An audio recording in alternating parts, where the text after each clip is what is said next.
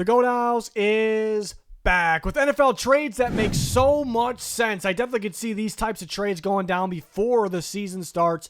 Let's break down the 6 trades that I have in this video. So there's been rumors that the Miami Dolphins may not want to pay Jonnu Smith, even though he's coming off a breakout performance. He's due a raise after that stellar performance and probably an extension as well. And there's also rumors that the Steelers are showing interest, and that makes a lot of sense because of Arthur Smith mainly. He coached them in Tennessee. He acquired them and coached them in Atlanta. He could do it again in Pittsburgh.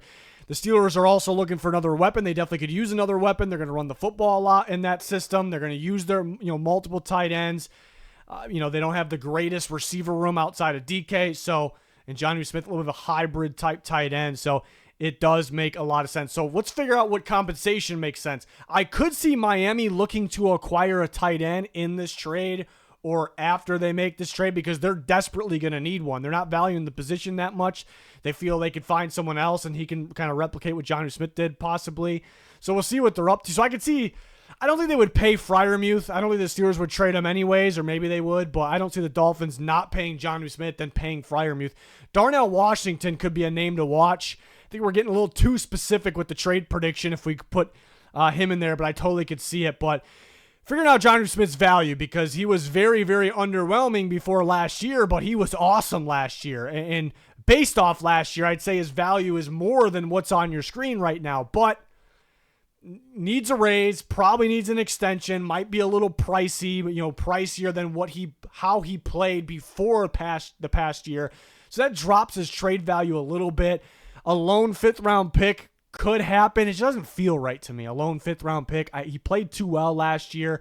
4th in a 6th swap is actually more valuable to Miami, at least in my opinion, and the trade value chart's opinion, than a lone 5th round pick. Again, a tight end could be involved in this, but swap of picks, the Dolphins gain an extra 4th, but they give up that 6th and they move on from Jonnu Smith, but they'll probably need to acquire a tight end if this is the case. But we'll see what happens here. I definitely could see, Smith came out and said that he prefers to stay in Miami and to work something out there. I know he had a breakout year there, so maybe he would take a little bit less to play there. So we'll see if it resolves itself here or if he gets traded. Now, there hasn't been any rumors about Quentin Johnston getting traded, but this one makes so much sense for several different reasons. And let's start with number one. The Chargers drafted this star TCU receiver a couple years ago, but this staff that is currently the Chargers staff did not draft him, and it feels like they're currently trying to replace him. They signed Mike Williams. They draft Trey Harris, who I think is going to be a stud for them. They draft Lambert Smith. All these guys are longer outside receivers, have potential to replace him, move him down the depth chart. They also have, Ladd McConkey's their star, but they also have depth.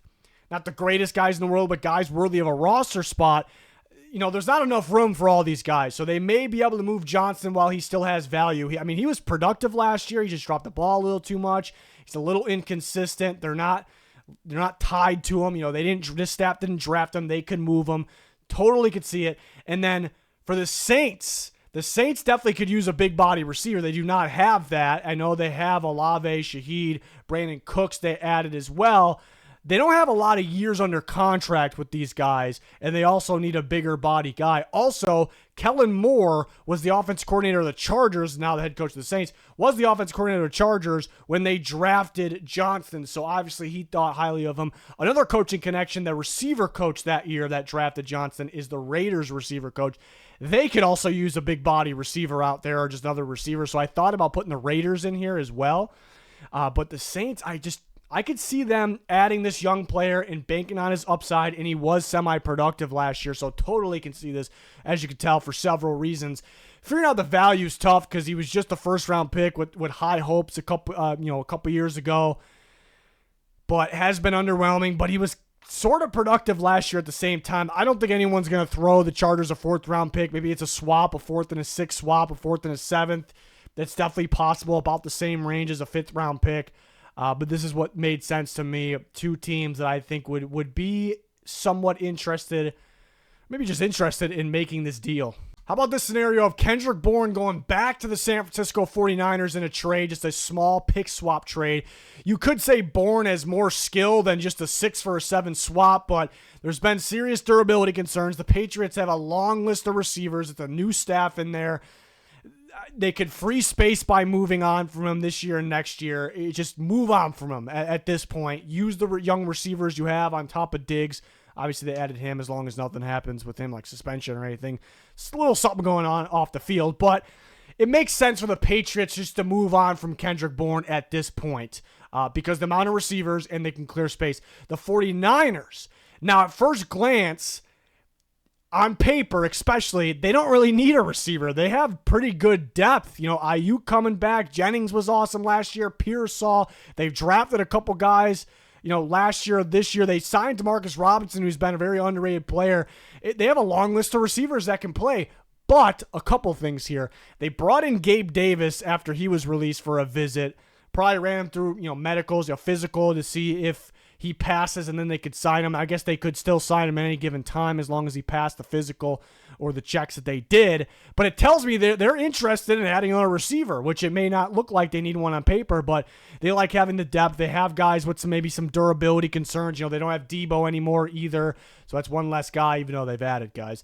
And now Ricky Pearsall is dealing with a little bit of injury. Now, it's nothing major. He's not expected to miss time in the season, but for right now. So the 49ers are worried about the overall health of the team, just having enough receivers out there, again, without one of their longtime star players, Debo Samuel. So Bourne isn't him, but they add a familiar face that knows the offense, and that is, it's just the only negative here is another guy with durability concerns, but if you have enough of these guys, you should have enough throughout the year. So Niners add Kendrick Bourne. They just do a swap of picks. I think pretty good value. He wouldn't be super expensive for San Francisco, even though he's under contract for a couple more years. Patriots free that a little bit of space, which they're not desperate for, but why not? While we have they're deep at receiver. They don't have the greatest receiver room, but they got a number of guys that can play, guys that are worthy of making that roster. So this makes sense for several reasons. How about a Will Levis trade? It sounds like the Titans are acting like they don't want to trade him, but I think when it's all said and done,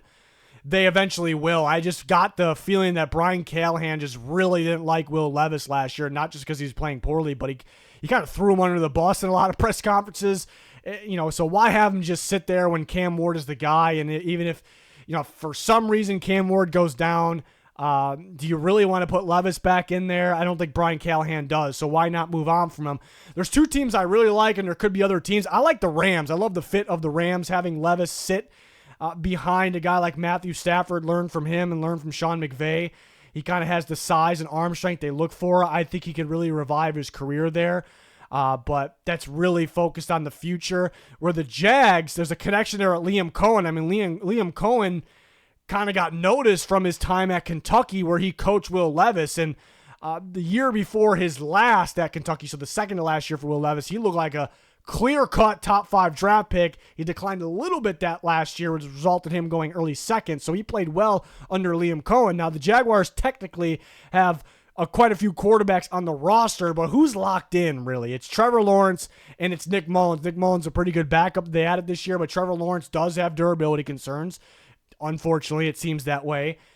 Why? Yeah, I think they're gonna need to have 3 decent quarterbacks, and Levis would be third to start. But if Lawrence goes down again, here's a quality backup that could be the guy of the future, and I think Liam Cohen would agree. So the Jags do a division trade here, but the Jags do make a lot of sense for those reasons.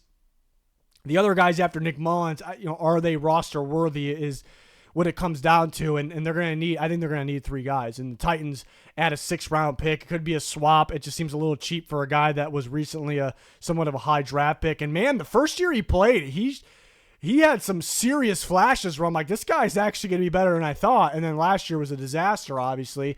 But maybe there's a little something in there. Again, I love the Rams fit. I only like the Jags fit because Liam Cohen and then maybe the injury concern, but that makes it a really good fit at the same time. So here's a Levis trade that made a lot of sense to me. Justin Jones, defensive tackle of the Arizona Cardinals. Haven't heard anything about him being traded, but I'll tell you why it makes sense. Well, first, the Cardinals signed him. It was kind of one of their big free agency signings. I was surprised how much they liked him. Before last year, got injured early in the year, so he didn't get to show what Jonathan Gannon saw. Didn't really get to showcase what he had for them. Maybe they want to keep him and see that this year. But since then, the Cardinals have added some serious talent on their defensive line, interior defensive line, led by Walter Nolan. Big fan of that draft pick. They added Calais Campbell. Dalvin Tomlinson's a big one as well. They have Bilal Nichols. And then they have some guys like Darius Robinson, their first-round pick from last year, is a little bit of a tweener player. He can play off the edge or inside. And Jordan Birch is an edge rusher, but he's so physical, stops running at a high level. I wouldn't be surprised if we saw him move. He's mainly going to play off the edge, but move around a little bit. So as you could tell, they have options, and they definitely have the starting options, and they've added some quality pieces, and maybe they'll look to shed Justin Jones' contract, but he still could be a pretty good player. So I could see that. And the Cowboys make some sense as, they brought back Odigizua. They added a lot of pieces off the edge throughout the offseason, but they need someone else next to Odigizua. Mozzie Smith's been a little underwhelming. They need someone else in there. And Justin Jones, how did he get that contract from the Arizona Cardinals? Not that it was an insane contract or anything, but why was he thought of pretty highly? His season with the Chicago Bears, last couple seasons with the Chicago Bears were pretty good under Matt Eberflus, who is now the Cowboys defensive coordinator. So you have a connection, you have a fit, a guy you can kind of compare with Odigizua, and kind of a need here. So I thought that made some sense. I mean, yeah, he's a tricky in terms of value because you're taking on a contract. It's pretty affordable, but somewhat pricey these next 2 years. You're kind of doing the Cardinals a favor maybe, but maybe the Cardinals like him. They want to give him a shot. So I thought a fifth and a sixth swap, a 6-7 swap is too cheap. A 6th-round pick by itself, it could be the case, but just seems a little cheap. So this is what made a lot of sense to me in terms of compensation. But a guy to watch, I guess a team to watch with that deep.